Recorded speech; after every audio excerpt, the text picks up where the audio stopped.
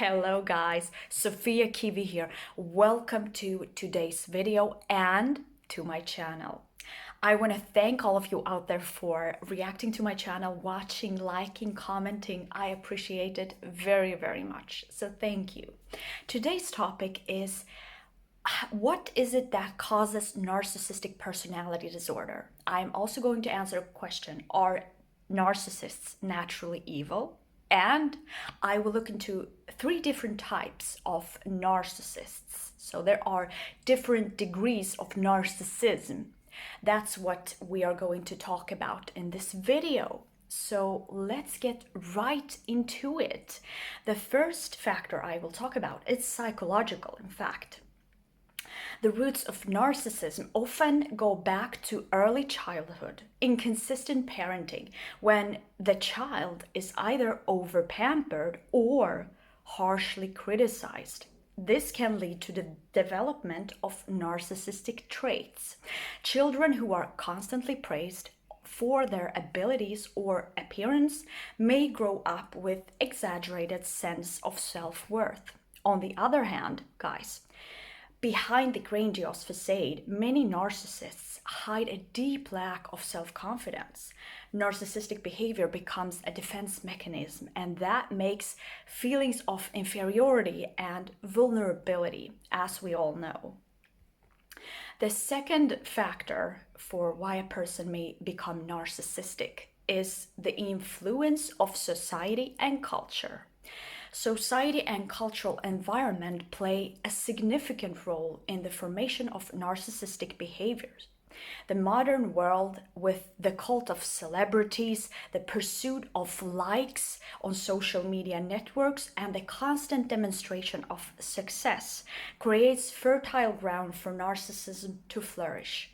Social media has become a new arena for narcissistic expressions. Platforms like Instagram and Facebook encourage self-presentation and comparing oneself to others, potentially reinforcing narcissistic tendencies in us. The virtual world becomes a mirror in which the narcissist admires their reflection and craves admiration from others. The third factor is trauma and the influence of peers. Experiencing psychological trauma or abuse can lead to the development of narcissistic traits. In this case, narcissism becomes a way to cope with painful reality, a kind of escape into the illusory world of grandiosity and superiority. A person creates an idealized image of themselves in order to protect themselves from suffering and humiliation.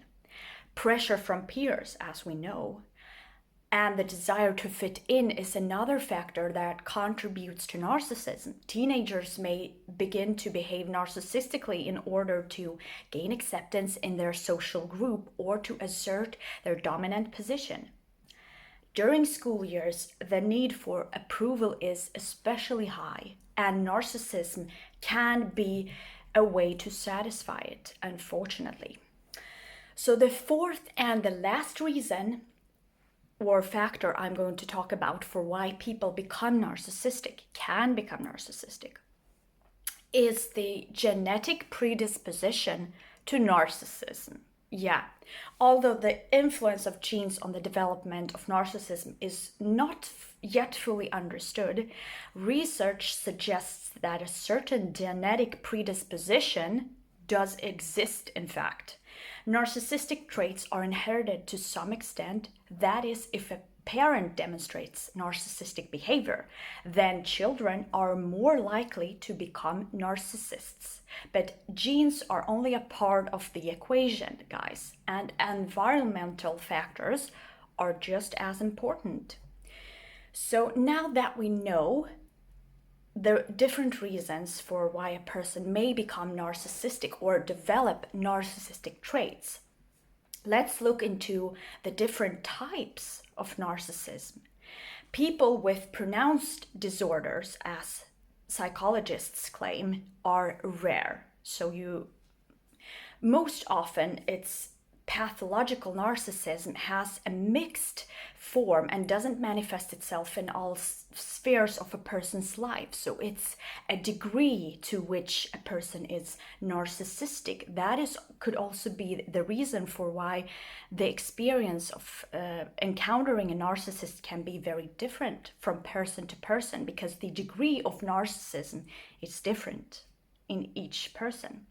So therefore, there are many classifications, of course, as this varies. The first one is the open narcissist, a person that strives to draw attention to themselves and demand praise all the time. That's the open one. The hidden is the second. A person simultaneously considers themselves exceptional and at the same time doesn't have confidence in themselves, and therefore they may not openly demand admiration and acceptance. The last one, maybe the worst, toxic. It's also sometimes called malignant. It's distinguished by a craving for power, a desire to control others. In communication, they tend to use manipulative techniques such as gaslighting or double bending.